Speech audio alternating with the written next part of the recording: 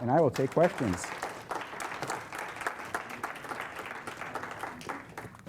Assuming that Banting and Best come along perhaps once in a Assuming century. what? That Banting and Best come along perhaps once in a century. You were talking about insulin saving a comatose diabetic. What data do you use in general for practice? What articles are you suggesting we read? What studies are you suggesting we accept? Well, I would say that when you look at studies, okay, that are randomized control, as a rule, okay, if you look at studies that are randomized controlled trials that have using frequentist statistics that have p-values, and there are some journals out there that have stopped accepting papers that use p-values. So I'm not alone here. There's a lot of evidence for this, and so I would say that you have to look at these studies really from a very you gotta from this point of view, that if the effect size is small, if they're measuring numerous endpoints, if there's a big dropout rate, go through all the internal validity, that I just went through, all the problems with internal validity, and then make a decision. It's tough, because there's a lot of, this wasn't the way it was when I was in medical school. There's a lot of bad evidence out there.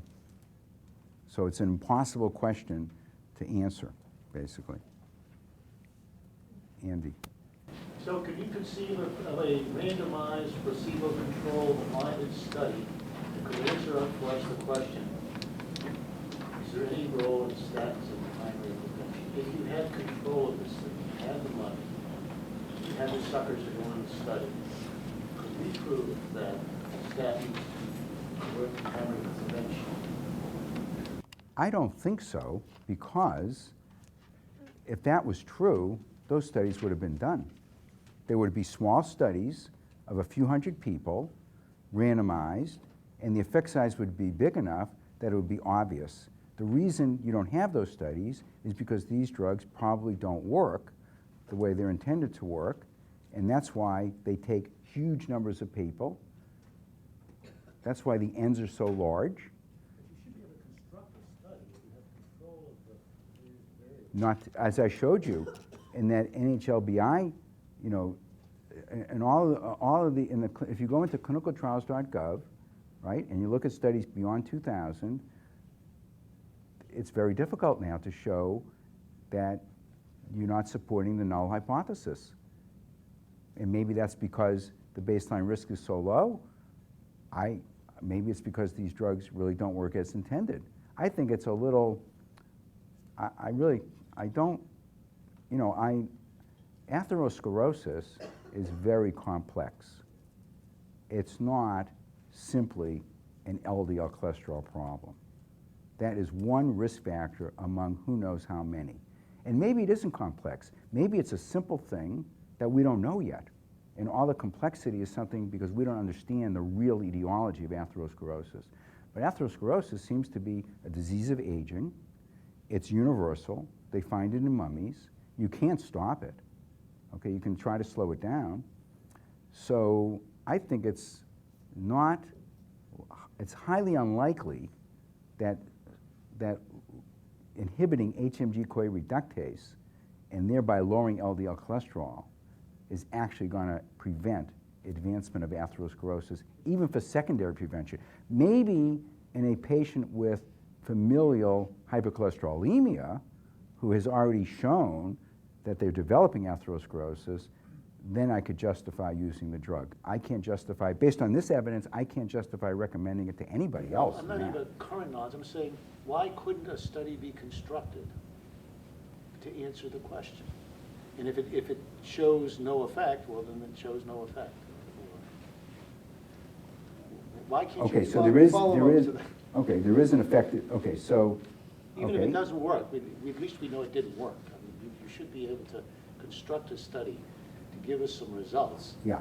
So do you know of anybody that would be interested in doing such a study? No, my suspicion is because all of the deal is in medicine now is for the people way on top to give us simplistic rules to apply to every single patient.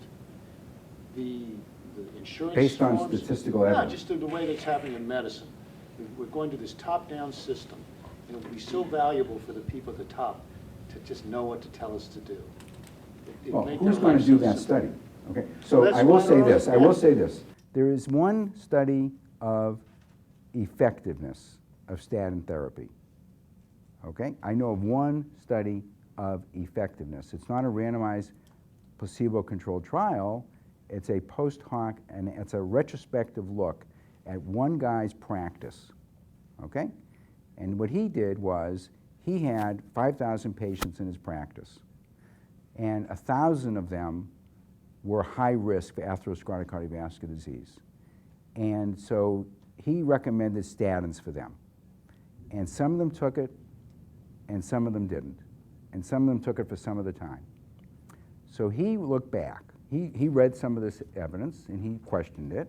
So he looked back at his patients, his 1,000 people. And he said, okay, the people who took statins, given their risk factor analysis, Framingham or whatever, I would have expected them to have had, that group to have had, I don't remember the exact number, 70, 80 heart attacks, and 50 or 60 did. And then he looked at the patients who took statins some of the time, and he would have expected another, I don't know, 70 or 80, and maybe 45 did or something. And then he looked at the patients who didn't take the statins at all. And he would have expected, based on the risk factor and the numbers, to have 212 heart attacks and 13. He didn't believe it, okay? You can read it yourself. He didn't believe his own data, but it was stark that the drugs actually were doing more harm than good for the risk of atherosclerotic cardiovascular disease. And it was a big difference.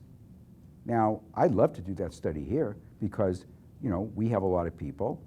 This woman, for example, she's not going on a statin, okay? So there's plenty of people in this community who should be, quote unquote, should be on statins, but are not. Like, we have a huge number of diabetes patients, which is why I'm a tier 3 physician, because not enough of my patients with diabetes are on statins. That's the only reason. And so I know there's a lot of population out there of high-risk people who have not been taking statins for the last decade or more, and I'd love to compare them to the people who have. Now, that's not a randomized controlled trial, but, you know, so people will say, well, that's not level A evidence, but I don't think randomized controlled trials are level A evidence on the basis of this analysis. But there's nobody who's interested in doing the study you're talking about. Because if you did a study like that, it would come out negative. A comment I have to make is that when we were in medical school, the government was funding all our trials. And they are doing that a tiny bit now, but now it's all drug. Reagan completely gutted it, and it got taken over by the big pharma. And that's just the reality of the life that we've lived through. Well, I was instructed to not be polemical and, you know, talk about, you know, bad pharma. You know, I did do a little publication bias. I did nothing about observer bias, nothing about agenda bias. Obviously, there's a lot of agenda bias in these data.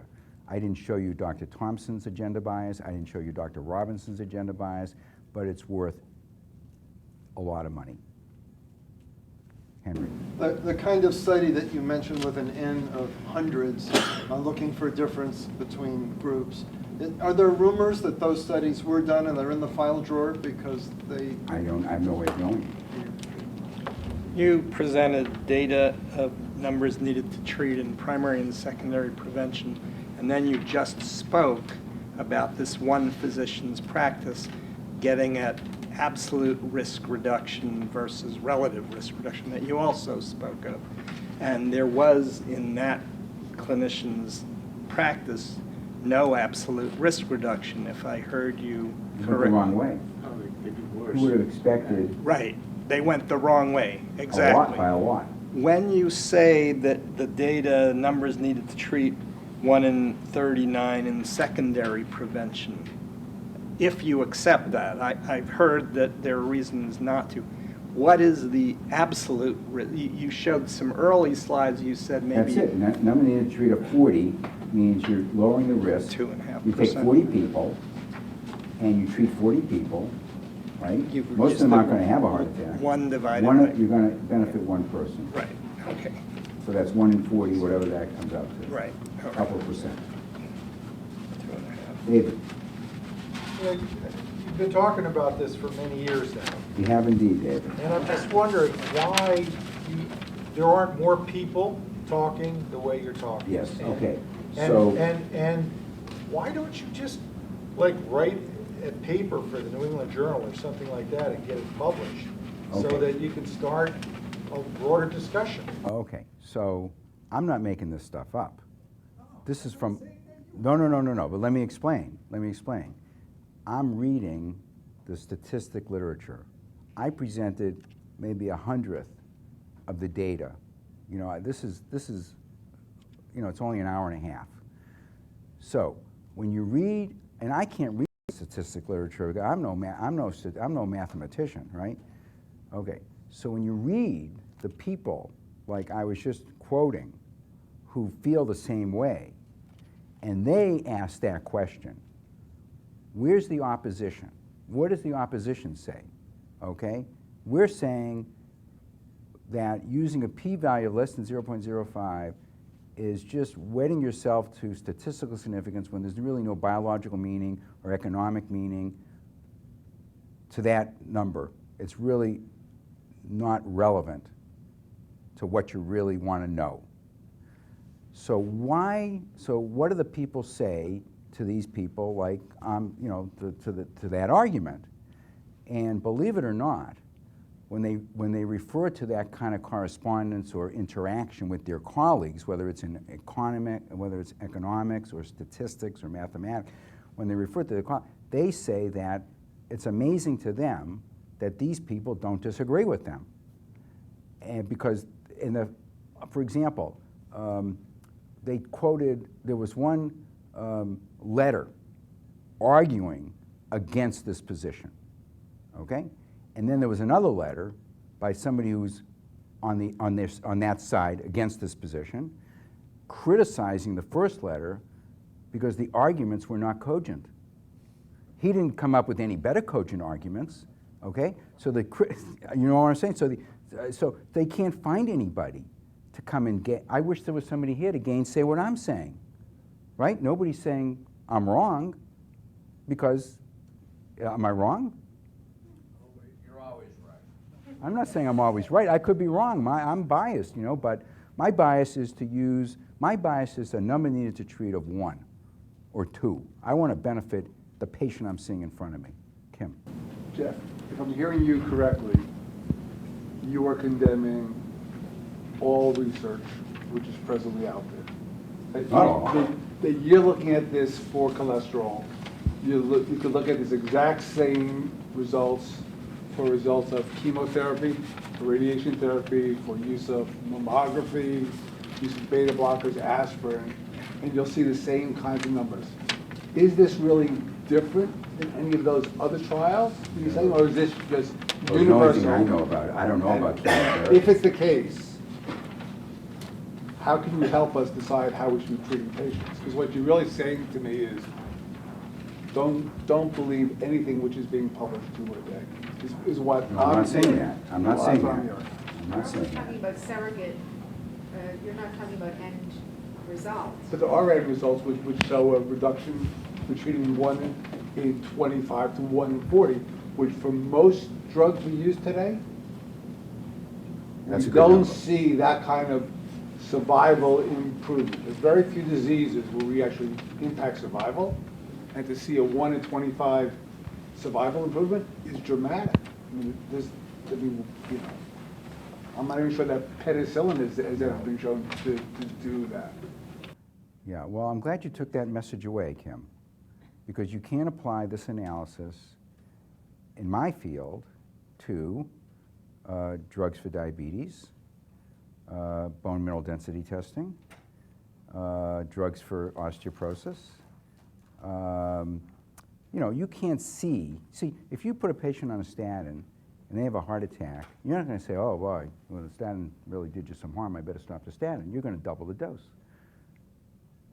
right? That's what's going to happen. You're not going to think, well, it's because of the statin. You're going to say it's in spite of the statin, and we better up the dose. You can't see that these drugs are helping anybody. That's the problem with these kinds of data. I'm not saying all scientific data. I'm saying these randomized controlled trials of large numbers looking at statistical significance often, if not always, have no real biological relevance. Now, if you take a patient with malignant melanoma that spread to their brain, and you give them one of these new MABs and MIBs, and it disappears, that's good evidence, okay? But you don't need a randomized controlled trial of thousands of people to see that. So I'm not disparaging all medical research. I'm disparaging randomized controlled trial evidence of large N's that shows statistical significance with small effect sizes, where there's no internal validity of the study and there's no real external validity. That's what I'm saying. But all I'm saying is, all I know is the cardiovascular literature. That's what I'm presenting. Okay. This is And not when endocrinology. you look at the studies on aspirin, beta blocker, You said it. ACE inhibitors, with all, use of angioplasty, use of Well, angioplasty is a good example. thrombolytics, all of them have required large N's to show improvement. That's right. I'm sorry. I hope I'm not busting your bubble. I mean, that's the You're not I could busting do my this. bubble. I won't, but I could do this for everything you just said. You So- could do it yourself. So can you tell me, so I'm not sure I really get, who would you give a statin to? I'm secondary prevention for familial hypercholesterolemia, because they have a genetic defect, so the LDL cholesterol is a very important component of the pathophysiology of their atherosclerosis. It's not a very important component of most people's atherosclerosis, but it might be a very important component of that particular individual's atherosclerosis, because they have a genetic defect and their LDL cholesterol is sky high. And so those are the patients I think these drugs are best for, and that's why these drugs were approved. They were approved for patients with familial hypercholesterolemia on the basis of Illingsworth data that had lowered the surrogate marker of risk. They were not approved because they should be applied. Now, I lectured on statins in 1987. Okay, I lectured on Brown and Goldstein's work in 1987, and statins were just about to come out, and I might be the first person in the room who ever prescribed a statin. But they were intended for people with familial hypercholesterolemia. And then, so I had a busy lipidology practice there for a few years until, again, the cardiologist kind of took it over in the 90s, and I've just been watching from the sidelines. And I think it's way overused because of, and I'm explaining why. And again, you can apply this kind of analysis to all of these randomized, to this so-called evidence-based medicine. It is actually an emperor without clothes. And why why people don't talk about this? It's a big secret. Take a look at Nature about a year and a half ago. I forget the name of the paper, it's p-value something or other. And they actually had an editorial to introduce the paper. And the editorial said something along the lines that, we're about to publish a paper, which is a little bizarre for us, because we're a scientific journal and it's going out to all you scientists. We're about to publish a paper saying that scientists who use p-values don't know what they're doing. Sorry. So they had to couch it, they did, and then you can read the paper yourself. And it's about the misinterpretation of the p-value, and there's a lot of this literature. And people, like David said, there's no response because it's the truth. The truth doesn't go away when it's the truth, it's the truth. And so there's no real counter-argument to the fact that a p-value is testing null hypothesis. And it does not mean clinical relevance when it reaches statistical significance. It's just not true. And so you have to look to the effect size.